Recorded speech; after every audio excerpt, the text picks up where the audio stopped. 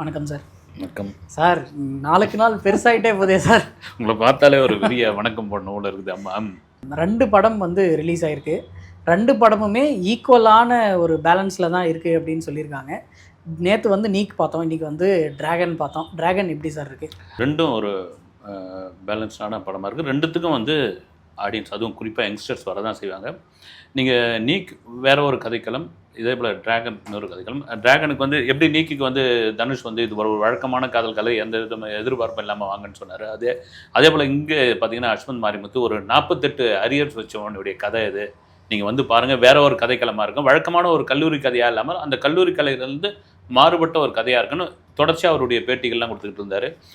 இந்த படத்துக்கு மேலே டிராகன் மேலே 2 எதிர்பார்ப்புக்கான காரணம் என்னென்னா, ஒன்று வந்து லவ் டுடேக்கு அப்புறம் பிரதீப் ரங்கநாதன் நடிக்கக்கூடிய ஒரு படம். லவ் டுடேயோட வெற்றி உங்களுக்கு தெரியும். வந்து ஒரு 5 கோடியில் எடுக்கப்பட்ட இந்த படம் வந்து 100 கோடி கலெக்ட் பண்ணி ஏஜிஎஸ் நிறுவனத்திற்கு ஒரு பெரிய இதுவே கொண்டு வந்தது. வந்து பெரிய நிறுவனங்கள் சின்ன படங்கள் எடுக்க மாட்டாங்க அப்படின்ற ஒரு விஷயம் இருக்கும்போது, அந்த ஒரு மினிமம் பட்ஜெட் படங்கள்லாம் எடுக்க மாட்டாங்கன்னு பொழுது இந்த படம் சூப்பர் டூப்பர் ஹிட் ஆச்சு. வந்து அதே லைனப்பில் இந்த இடத்துக்கு வந்து படம் பண்ணியிருந்தாங்கன்னா பிரதீப் ரங்கநாதன் ஒரு எப்படி பார்த்தாலும் ஒரு 5-6 படமாவது பண்ணியிருக்கலாம். அது ஆனால் இவ்வளோ கேப் விட்டு இந்த படத்தை பண்ணி வந்திருக்காரு அப்படின்போது, அவ்வளோ நாள் அந்த கதை தேர்வுக்கு தான் அவர் வந்து வெயிட் பண்ணிட்டு இருந்தாரா அப்படின்ற ஒரு கேள்வி. அதே போல் அஸ்வந்த் மாரிமுத்து ஓமை கடவுளே வந்து ஒரு பெரிய எதிர்பார்ப்பு அந்த படத்துக்கு இல்லாமல் போய் இப்படி ஒரு கதையை இவரால் எடுக்க முடியுமா அப்படின்னு கொண்டு வந்தது நாளைய இயக்குனர்லேருந்து வெளியே வந்த ஒருத்தர் வந்து முக்கியமாக. இதெல்லாம் ரெண்டும் சேர்ந்து தான் டிராகன் மேலே ஒரு பெரிய எதிர்பார்ப்பு கொண்டு வந்தது. ஒரு கல்லூரி கதை, அந்த கல்லூரி கதையை இந்த யங்ஸ்டர்ஸ் கொண்டாடுற மாதிரியான ஒரு விஷயம், அந்த விஷயத்தை வந்து கடந்து போகிற மாதிரி ஒரு சாதாரணமாக கடந்து போகிற அதுக்குள்ளே ஒரு ஸ்ட்ராங்கான மெசேஜ் ஒன்று வச்சியும் முடிச்சிருக்காரு அஸ்வந்த் வந்து. சார், ஃபர்ஸ்ட் ஹாஃப் வந்து ரொம்ப எக்ஸாஜரேட் பண்ணி எல்லாமே பண்ண மாதிரி இருந்தது. இது செகண்ட் ஹாஃபில் வந்து நார்மலாக இருக்க போகுது அப்படின்றதால இந்த ஃபர்ஸ்ட் ஹாஃபை நம்மளை கடுப்பேற்றுறதுக்காகவே பண்ணியிருக்காங்களா? வேணும்னு எனக்கு என்ன பார்த்தீங்கன்னா, ஒரு கட்டத்தில் பிரதீப் மேலாம் ஒரு கோவமே வரா மாதிரி ஆயிடுச்சு. அந்த ஃபர்ஸ்ட் ஹாஃபில் வந்து கிட்ட ஒரு 20-25 மினிட்ஸ் பார்த்தீங்கன்னா எரிச்சல்லாம் உண்டாமல், என்னையா இந்த இவர் இப்படிலாம் பண்ணிகிட்டு இருக்காருன்னு நீங்கள் நினச்ச மாதிரி அந்த கதை வந்து செகண்ட் ஹாஃப்க்கு அப்படி மாறும் பொழுது இந்த ஃபர்ஸ்ட் ஹாஃப்க்கான காரணம் அதான். வந்து நீங்கள் வந்து ஒரு பஸ்ஸில் போகும்போது ஒரு ஹீரோ அப்பாவியாமல் அவனால் வந்து அவன் காலை வந்து ஒரு ரவுடி மாதிரி இருக்கிற ஒருத்தன் மிதிச்சிடுறான். அவனால் ஒன்றுமே கேட்க முடியாது. வந்து அவனுக்கு என்னென்னா அந்த அளவுக்கு உடல் பலம் இல்லை அப்படின்போது இன்னொருத்தன் வந்து அவனை அடிக்கிறான் போது அவனுக்கு ஒரு குதூகலமாக மாறிட்டான் இல்லைங்களா? அது மாதிரி வந்து ஒரு கேரக்டர் ஃபர்ஸ்ட் ஹாஃபில் ஆடியன்ஸை வந்து ரொம்ப இரிட்டேட்டிங்காக பண்ணிகிட்டு இருக்குன்பொழுது செகண்ட் ஹாஃபில் அதுக்கான காரணம் சொல்லும்போது ஆடியன்ஸ் இதுக்காக தான் நான் ரைட்டு தம்பி, ரைட் ஓகே அப்படின்னு. அதுதான் ஒரு ஸ்க்ரீன் பிளேக்கான ஒரு பலம். அந்த கேரக்டர் கொண்டு போகிற ஒரு விதமும் கூட சொல்லலாம். அதை வந்து அஸ்வந்த் வந்து சூப்பராகவே பண்ணியிருக்காரு. அது 48 அரியர் கிளியர் பண்ண முடியுமா சார்? உங்களுக்கு அந்த கதையோட ஒன்லைனாக சொல்லிடணும்னா ஆடியன்ஸ் சொல்லிடணும்னா என்ன சைமன், ஏன்னா உங்களுக்கு தான் தெரியும் வந்து நீங்கள் அரியர் வச்சிருக்கீங்க சார். ஏன் சார் இப்படி பப்ளிக்ல இருக்கு என்ன இருக்குது அதில் போய் வந்து 2 தான் இருக்குது. 2 தான் இருக்குது. 5-6 வருஷம் ஆகுது. 6 வருஷமா 2014 6 9 வருஷம் ஆச்சு சார். இன்னும் முடியல. நீங்கள் ட்ராகனா? ஐயோ சார், நான் குட்டி டிராகனை விட குட்டி டிராகன். சரி, அதுக்கு ஒரு ஆனால் அதில் ஒரு டயலாக் கொண்டு வருது பார்த்தீங்களா, நீ அரியர்ஸ் வச்சிருந்தா டிகிரி முடிச்சது கிடையாது, நீ +2 தான் அப்படின்னு வந்து நான் உங்களை சொல்ல பொதுவாக சொல்கிறேன். நான் எம்எஸ்சியில் தான் சார் அரியர் வச்சிருக்கேன். BSc degree. படம் என்னன்னா, உங்களுக்கு வந்து ஒரு ஸ்கூலில் டாப்பராக வர ஒரு பையன், இந்த டாப்பராக வந்தால் நம்மளை பொண்ணுங்க லவ் பண்ணுவாங்க, விரும்புவாங்கன்னு சொல்லி ஒரு பொண்ணுக்கிட்ட போய் காதலை சொல்கிறான்.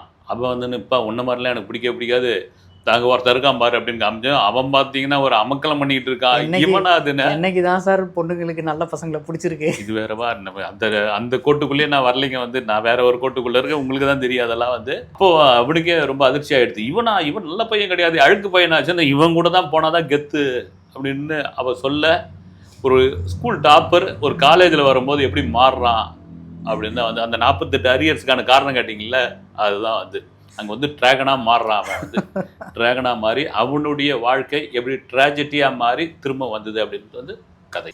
சார், ஃபர்ஸ்ட் ஹாஃபில் வந்து நிறைய சீன்ஸ் வந்து என்ன இப்படி இருக்குது அப்படின்ற மாதிரி இருந்தது. அது குறிப்பாக சொல்லணும்னா அந்த தம் அடிக்கிற சீன்ஸ், எப்போ பார்த்தாலும் ஊதிக்கிட்டே இருக்காரு, தள்ளிக்கிட்டே இருக்காரு. ஊதிக்கிட்டே இல்லைங்க, அது தட்டுறது பார்த்தீங்களா? தட்டுறது இப்படி தட்டுறதா வந்து இப்படி தட்டுறது நம்ம சொல்லி கொடுக்கக்கூடாது. சொல்கிறேன் நான் வந்து அதை வந்து, ஏன்னா நாங்கள் படிக்கிற காலத்தில் ரஜினி வந்து தம் அடித்த போது வந்து அப்போல்லாம் வந்து இந்த அளவுக்கு ஒரு இதுவும் கிடையாது. நிறைய பேர்லாம் அதுக்கு வந்து கண்டனம்லாம் தெரிவித்தாங்க. இப்படி தட்டுறது, இப்படி தூக்கி போடுறது, அப்படி தூக்கி போட்டு துப்பாக்கியில் ஷூட் பண்ணி அதை வாயில் பிடிக்கிறது, இது மாதிரிலாம் இருந்தது. வந்து நிறைய தூக்கி போட்டு நிறைய. ஆமாம், அதுதான் அவர் கொண்டு வந்தது. ஆனால் இதில் இந்த ஹீரோ பார்த்தீங்கன்னா வித்தியாசமாக அந்த இது சிகரெட்டை வந்து தூக்கி போடுறாரு. அதுக்கப்புறம் ஒரு காரணமும் சொல்கிறாங்க வந்து அதுதான் கதையை வந்து லீட் பண்ணி கொண்டு போகுது செகண்ட் ஹாஃபில். அது நம்ம சொல்ல வேணாம். ஆனால் இதை குறைச்சிருக்கலாமேன்னு தோணுது. இந்த சமீப கால படங்கள், அதுவும் யங்ஸ்டர்ஸுக்கு நாங்கள் வந்து குறி வச்சு ஒரு படம் எடுக்கிறோங்க அப்படின்னு சொல்லும் பொழுது அதை பார்த்தீங்கன்னா தனியாக ஓடுது வந்து. நீக்கில் பார்த்தீங்களா? ஐயோ எப்பா சார், நீக்கில் வந்து ஃபுல்லாக சரக்கு, இதில் வந்து ஃபுல்லாக தம்மு. 2 படத்துலையும் மாற்றி இதை தான் பண்ணுறாங்க. பேர் வச்சு கீழே வந்து டாஸ்மாக் அப்படின்னு கூட வச்சிருக்கலாம் உங்களுக்கு தான்மா. Super sir. அப்படி அந்த அளவுக்கு ஓடிது. இதில் பார்த்தீங்கன்னா அப்படி ஊதி தள்ளிக்கிட்டே இருக்கும். ஒரு கட்டத்தில் ஸ்க்ரீன்லேயே புகை மண்டலமாக இருக்குது வந்து. ரைட், அதுக்கு 1000 காரணம் சொன்னாலும் குறைச்சிருக்கலாம் அப்படின்னு. ஏன்னா தொடர்ச்சியாக நான் சொல்கிறது என்னென்னா, ஒரு விஜய் படமோ ஒரு அஜித் படமோ வந்தால், விஜய் படம் இதுக்கப்புறம் இந்த ஜனநாயகம் எப்படி இருக்குன்னு தெரியல, பொதுவாக வந்தால் அவங்க ஒரு சரக்கு பாட்டில் தம்மு கையோடு இருந்தீங்கன்னா சமூக ஆர்வலர் போல களத்தில் இறங்கி ஆவு அப்படின்னு கோடிக்கணக்கான, உண்மையிலே கோடிக்கணக்கான ஃபாலோவர்ஸ் அவங்களுக்கு இருக்காங்க. ரைட்டு, இப்போ இந்த படத்தை லட்சக்கணக்கான இளைஞர்கள் பார்க்க போகிறாங்கன்னா அவங்களுக்கு ஏதோ வந்து ஒரு சாஃப்ட் ட்ரிங்க்ஸ் குடிக்கிற மாதிரியும் ஒரு புகையை வந்து ஊதி தள்ளுற மாதிரியான ஒரு விஷயமா கொண்டு போகுது. இதை குறைச்சிருக்கலாமே, இது இல்லாமல் கூட நீங்கள் கதை சொல்லலாமே அப்படின்ட்டு என்னுடைய ஆதங்கம் அது. சார், ஃபஸ்ட் ஹாஃபில் வந்து அனுபமா ஹீரோயினாக பண்ணியிருக்காங்க. செகண்ட் ஹாஃபில் இன்னொருத்தர் வராங்க. ஃபஸ்ட் ஹாஃபில் அவங்களோட போர்ஷன்ஸ் வந்து ஃபுல் அண்ட் ஃபுல் அந்த காலேஜ், அப்புறம் காலேஜ் முடிஞ்ச அப்புறம் நீ வந்து ஃபெயிலியர், நீ எந்த வேலைக்குமே போக மாட்டேற. காலேஜ்லேருந்து வெளியே வராங்க அப்படின்னா நமக்கே ஒரு லெவலுக்கு மேலே நம்ம பேசாமல் வேலைக்கு போகலாமா, சுற்றி இருக்கிறதெல்லாம் பார்க்க ஃப்ரெண்ட்ஸ் எவனை கேட்டாலும் டே ஜாயின் பண்ணிட்டேன்டா அப்படின்னும் போது நம்மளும் வேலைக்கு போயிடுவோம், ஏன் நம்ம சும்மாவே இருக்கோம் அப்படின்ற ஒரு தாட் வரும். பட்டு 2 வருஷமாக வேலைக்கு போகாமல் ஃப்ரெண்ட்ஸோட சம்பளத்தை வாங்கி வீட்டில் கொடுக்குறாரு, அதை திரும்ப வாங்குறாரு அப்படின்னு நினைக்கும் போது அந்த இடம்லாம் கொஞ்சம் எக்ஸாஜரேட் பண்ண மாதிரியே இருந்தது. ஆனால் அது கொஞ்சம் ஓவராக தான் இருந்தது. யாரும் அவ்வளோ நெருங்கின ஃப்ரெண்ட்ஸாக இருந்தால் கூட யாரும் இது பண்ண மாட்டாங்க. ஒரு அப்பார்ட்மெண்ட்டுக்குள்ளே பூந்துக்கிட்டு 24 பேர் இருக்கிற நமக்கே அந்த கேரக்டருக்கே கூட ஒரு கட்டத்தில் வந்து வெறும் இதுவாகிடும். ரெண்டாவது, அது நம்பகத்தன்மை இல்லாமல் இருக்குது. அது கதையோடு கொண்டும் போகிறாங்க வந்து. ஒரு பேரண்ட்ஸும் வந்து அவ்வளோ சீக்கிரம் விட்டுறவும் மாட்டாங்க வந்து. ஒரு முழு கதையும் நம்ம சொல்ல வேணாம். ஒரு 18,000 ரூபாய் தான் சம்பளம் வாங்கின்னு வரணும் பொழுது அதை நம்புகிறோம். ஒரு என்ன சொல்ற, ஒரு அப்பாவியான ஒரு பெற்றவங்களாக இருந்தாலும் வந்து அதை கொஞ்சம் டைரக்டர் பேலன்ஸ் பண்ணி காத்திருக்காரு. அவங்க அம்மா கொஞ்சம் உஷாராக இருக்காங்க. அவங்க கேட்குறாங்க இதெல்லாம் வந்து. இதெல்லாம் கொஞ்சம் ஓவராக தான் இருக்குது. மேபி அந்த செகண்ட் ஹாஃபில் அந்த ஸ்ட்ராங்கான ஒரு விஷயத்தை சொல்கிறதுக்காக தான் இதெல்லாம் கொண்டு போகிறாரு பொழுது, வந்து கொண்டு போயிருக்காரு பொழுது அஸ்வத் சார். படத்தில் வந்து காமெடி எந்த அளவுக்கு சார் ஒர்க் அவுட் ஆகிருக்கு? நிச்சயமாக காமெடின்னு தனியாக இல்லாமல் போகிற போக்கில் கதையோடு இவர் ஹீரோவே காமெடி பண்ணுறாரு. காமெடி பண்ணுறது தான் எனக்கு செகண்ட் ஹாஃபில் இருந்தால் படமே எனக்கு காமெடியோடு சேர்ந்து போயிட்டுருக்குது. குறிப்பாக இது சொல்லக்கூட வேணாம் வந்து, ஒரு இடத்துல பாம்பேல இருக்கிறதா சொல்லி ஒரு ஃபோன் ஒன்று வரும். வந்து அந்த இடத்துல கிளாப்ஸ் எதிர்பார்க்கவே இல்லை. அது உண்மையிலேயே நல்லா பண்ணியிருக்காப்புல அது. ஆமாம், ஹர்ஷத் கான் அந்த ஆமாங்க, அந்த தம்பி விஜய் சித்து லாக்ஸில் வருவார்ல சார். ஆமாம், அவரும் நடிச்சிருக்காப்புல. விஜய் சித்துவை தாண்டி எனக்கு ரொம்ப பிடிச்சதுன்னு இந்த ஹர்ஷத் கான் தான். முதல்ல யார் இதுன்னு பார்த்தா எங்கேயோ பார்த்தா மாதிரி இருக்கு. நம்ம பார்த்தா யூடியூபர் ஹர்ஷத் சூப்பராக பண்ணியிருக்காப்புல வந்து உண்மையிலே வந்து. ஏன்னா ஒரு சின்ன ரியாக்ஷனு, அப்புறம் அந்த குட்டி ட்ராகன்னு சொல்லி இது பண்ணுறது, அப்புறம் அவர் பின்னாடியே ஓடுறது, அது எல்லாம் சேர்ந்து ஒரு டைரக்டர் வேலை வாங்கினாலும் உள்ளேருந்து தானே வெளியே எடுக்க முடியும். வந்து உண்மையிலே அவர் கொஞ்சம் நல்லா பிடிச்சி பண்ண ஆரம்பித்தார்னு வச்சுங்க. தமிழ் சினிமாவில் ஒரு முக்கியமான நடிகராக, குறிப்பாக காமெடி நடிகர் இல்லாத பஞ்சம் தமிழ் சினிமாவில் இருக்குது. ஹர்ஷத் கான் நல்ல காமெடி நடிகராக வரதுக்கான வாய்ப்புலாம் நிறைய இருக்குது. சார், ஓவராலாக பார்த்தோம்னா ஸ்டோரி வந்து எந்த அளவுக்கு பேலன்ஸ் பண்ணி கொண்டு போகிறாங்க? ஒரு 48 அரியர்ஸ் வச்ச பையன் அப்படின்னு ஒரு நம்பகத்தன்மை பார்வையாளர்களுக்கு இல்லாத பொழுது அவனுக்கு ஒரு வேலை கிடைக்குது. அந்த வேலை கிடைத்த பிறகு அவனுக்கான ஒரு ப்ராப்ளம் ஒன்று உருவாகுது. அந்த ப்ராப்ளத்துக்கு அப்புறம் எப்படி மீண்டு வரான், அந்த ப்ராப்ளத்துக்கு அப்புறம் அவனுக்கு ஒரு அழுத்தமான ஒரு மெசேஜ் வந்து அவனுக்கு வந்து தெரிய வருது. அந்த அழுத்தமான மெசேஜை ஆடியன்ஸ் கிட்ட அப்ளை பண்ணுறாப்புல டைரக்டர். இது சூப்பராக ஒர்க் அவுட் ஆயிருக்குன்னு நான் நினைக்கிறேன். எமோஷ்னல் போர்ஷன்ஸ்லாம் எப்படி சார் ஒர்க் அவுட் ஆகிருக்கு? கடைசியாக இருக்கட்டும், இல்லை ஃபஸ்ட் ஹாஃபில் அந்த லவ் ஃபெயிலியராக இருக்கட்டும், அந்த விஷயங்கள்லாம் கரெக்டாக மேனேஜ் பண்ணியிருக்காங்க. இல்லை, கரெக்டாக மேனேஜ் பண்ணியிருக்காங்க. வந்து எனக்கு திரும்பவும் பிரதீப் மேலே உள்ள ஒரு சின்ன விமர்சனம் என்னென்னா, வந்து இவர் தனுஷ் மாதிரி நடிக்கிறார்ப்பா, தனுஷோட மேனரிசம் பண்ணுறாருன்னு இதில் ஏறக்குறைய குறைச்சிருந்தாலும் வந்து அங்கங்கே தெரியுது, ஒன்றும் பண்ண முடியாது. உருவ ஒற்றுமை ஏறக்குறைய அப்படி இருக்கும் பொழுது அதை ஒன்றும் தவிர்க்க முடியாது. அதை தாண்டி ஒவ்வொரு கட்டத்துலேயும் ஒவ்வொரு விதம் மாறுறதுன்னு ஒன்று இல்லை அந்த கேரக்டர்லேருந்து. அதில் ரொம்ப சரியாக பண்ணியிருக்காங்க. நீங்கள் சொல்கிற மாதிரி வந்து ஒரு ரகடான ஒரு பையன் கொஞ்சம் மாறுறான், அப்புறமா ஒரு சீரியஸான மேட்ருக்குள்ளே போகிறான், சீரியஸான மேட்டர்லேருந்து எப்படி வெளியே வரான், இதெல்லாம் வந்து ரொம்ப சூப்பராக பண்ணியிருக்காப்புல. வந்து இதெல்லாம் தாண்டி ரொம்ப முக்கியமான ஒருத்தர் வந்து யாரும் சொல்லுங்கள்? மிஸ்கின் சாரா சார்? ஆமாம், அவர் வந்து மேடையில் பேசுகிறத விட்டுட்டு இங்கே நடிக்கிறதுல கான்சென்ட்ரேட் பண்ணாருன்னா சூப்பராக பண்ணுவார் சார். மேடையில் அந்த கேரக்டர் விட்டுட்டே அப்படின்னு ஆமாம் சுத்தமாக விட்டுட்டே வந்து பண்ணலாம் அவர் வந்து. உங்களுக்கு அந்த கேரக்டர் பிடிச்சிருக்கு? ரொம்ப பிடிச்சிருந்தது வந்து எனக்கு. நான் வழங்கானில் சொன்னேன் பார்த்தீங்களா, கொஞ்ச நேரம் தான் ஒரு ஜட்ஜாக அந்த கொஞ்ச நேரமே வந்து கலக்கிட்டு போயிடுவாப்புல வந்து. இதே போல் தான் ஒரு பிரின்ஸ்பால் வந்து அந்த பிரின்ஸ்பால் இப்படி தான் இருப்பாங்க அப்படின்னு கண்முன்னே கொண்டு வந்துடுறாப்புல வந்து. அது கொஞ்சம் ஓவராக இருந்தாலும் வந்து அது சினிமாவுக்கு தேவை தான் வந்து. இதெல்லாம் மீறி அவர் ஒரு விஷயத்தை சொல்கிறது, அந்த விஷயம் போய் கன்வே ஆகிறது ரொம்ப நல்லா சிறப்பாக பண்ணியிருக்காப்புல மிஸ்கின் வந்து. ஏன்னா டைரக்டர் மிஸ்கினை தாண்டி நடிகர் மிஸ்கினா இன்னும் கூட ஒரு நிறைய படங்கள்லாம் பண்ணலாம் வந்து. மியூசிக் படத்தில் எந்த அளவுக்கு சார் இருக்குது? மியூசிக் உண்மையிலேயே வந்து நிறைய பேர் யார் மியூசிக் நான் கூட யாரோ நினச்சிட்டு இருந்தேன். லியான் ஜேம்ஸ் அப்படின்னு. ஏன்னா அஸ்வந்த் கூட ஒரு இன்டர்வியூ கூட சொல்லியிருந்தார் வந்து இவர் ரொம்ப முக்கியமான இடத்துக்கு வரக்கூடிய ஒரு மியூசிக் டைரக்டராக இருப்பார் அப்படின்னு.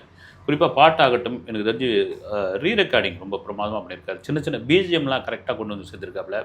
நல்ல வாய்ப்புகள் இவர் கிடைச்சதுன்னா அனிருத் ஜிவி வரிசையில் இவரும் வந்து இணையறதுக்கான வாய்ப்பு இருக்குது. மொத்தமாக பார்த்தோம்னா டிராகன் வந்து யாருக்கான படம்? இந்த படம் வந்து யாருக்கெல்லாம் ரீச் ஆகிறதுக்கு வாய்ப்பு இருக்குது? இல்லை, இது பொதுவாக வந்து இந்த படத்தில் வந்து ஒரு இந்த தம்மு தண்ணி காட்சி தவிர உங்களுக்கு இரட்டை அர்த்த வசனங்கள் எதுவும் கிடையாது, ஆபாசமான காட்சிகள் எதுவும் கிடையாது, நெருடலான காட்சிகள் கிடையாது, அதெல்லாம் ஒன்றும் இல்லை. அது போது ஒரு ஸ்டூடெண்ட்டுக்கு பிடிச்சமான ஒரு கதையாக இருக்குது கண்டிப்பாக வந்து. இன்றைய இளைஞர்கள் தூக்கிடுச்சு. அதை தாண்டி வந்து பேரண்ட்ஸும் இந்த படத்தை வந்து பார்க்கலான்னு தோணுது எனக்கு. பிரதீப்போட அப்பா வராரு, ஜார்ஜ் மரியம், சூப்பராக பண்ணியிருக்காரு வந்து. அவர் ஒரு நல்ல ஆர்டிஸ்ட். அவர் வந்து அவர் சில படங்களில் கோமாளி மாதிரி காமிச்சிடுறாங்க. அவர் வந்து அவருக்கான ஒரு நல்ல ஒரு கதைக்களம், அவருக்கான ஒரு கேரக்டர் கொடுத்தா கலக்கிடுவார்னு. கிளைமேக்ஸில் அவர் பேசுகிற ஒரு வசனம், அவர்கிட்ட பிரதீப் பேசுகிற வசனம் ரொம்ப இதுவாக இருக்குது. ஏன் சொல்கிறேன்னா இதை பேரண்ட்ஸும் பார்க்கலாம் அப்படின்றதுக்கு இதுவும் ஒரு காரணம் வந்து. ஓவராலாக பார்க்கும்போது படம் வந்து எனக்கு பிடிச்சிருந்துச்சு சார். இல்லை, எனக்கு பிடிச்சது. இதுக்கு மேலே என்னங்க படம் சார்? அஸ்வத் மாரிமுத்துவே ஒரு கேமியா ரோல் பண்ணியிருந்தாரே பார்த்தீங்கன்னா. ஆமாங்க வந்து ஆமாம், திடீர்னு வந்து அவர் வந்து இதெல்லாம் கேஎஸ் ரவிக்குமார்லாம் ஒரு வரீங்களா, அது மாதிரி வராரு. வந்து கிரிக்கெட் விளையாடி அவர் ஒரு சம்பவத்தை பண்ணிட்டு போகிறாரு. அவர் அந்த கதைக்கு ஒரு முக்கியமான ஒரு ட்விஸ்டாக இருக்கார் வந்து அந்த கேரக்டர். சார் அடுத்து நம்ம நேற்று ஈவினிங் பார்த்த நீக் வந்து நிலவுக்கு என் மேல் என்னடி கோவம். இந்த படம் வந்து நம்ம பேசின மாதிரி தான். டிராகன் எப்படி ஃபுல்லாக தம்மு தண்ணியாக இருக்கோ, இதில் வந்து ரொம்ப எலைட் கிளாஸ் பீப்புள் வந்து இப்படி தான் இருப்பாங்க அப்படின்னு சொல்லி ஒரு ஸ்டீரியோ டைப்பிங் பண்ணுற மாதிரி இருக்கே சார். ஃபுல் அண்ட் ஃபுல் ஒரே ட்ரிங்க்ஸாக இருக்குது. ஆமாங்க, என்ன அதான் சொன்னேன் நான், அது தண்ணியாக ஓடிக்கிட்டு இருக்கு வந்து. அதை நான் சொன்ன மாதிரி தான் வந்து. அது ஏன் அது வச்சாங்கன்னு தெரியல. அது நிறைய குறைச்சிருக்கலாம் வந்து. நீங்கள் ஒரு பெரிய ஹை கிளாஸ் பொண்ணுக்கு ஒரு கல்யாண வைபவம் நடக்கும் வந்து. அது என்ன சொல்லுவாங்க, மெகந்தி, சங்கீத், அது இதுன்னு ஒரு 5 நாள் விழாவுக்கு கீழே பார்த்தீங்கன்னா காக்டெயில் பட்டு இருக்கும். அது 5 நாளை தாண்டி பார்த்து படம் ஆரம்பிச்சதுலேருந்து முடிகிற வரைக்கும் ஓப்பனிங்கே வந்து ஒரு பீர் பாட்டிலேருந்து தான் ஓப்பன் பண்ணுறாரு பவிஷ். ஆனால் இதை குறைச்சிருக்கலாமேன்னு தோணுது வந்து. இதை வந்து ஹை கிளாஸ் ஃபேமிலி இப்படி தான் இருப்பாங்கன்னு காட்டுறதுக்காக கொண்டு வந்ததா, ஒரு மிடில் கிளாஸ் ஃபேமிலி பையன் இப்படி தான் அவனும் இருப்பான் அப்படின்ட்டு கொண்டு வந்து காட்டினாங்களான்னு தெரியல வந்து. இதை குறைச்சிருக்கலாம். தனுஷ்யா இதை பண்ணாருன்னு தான் எனக்கு ஆச்சரியமாக இருக்குது.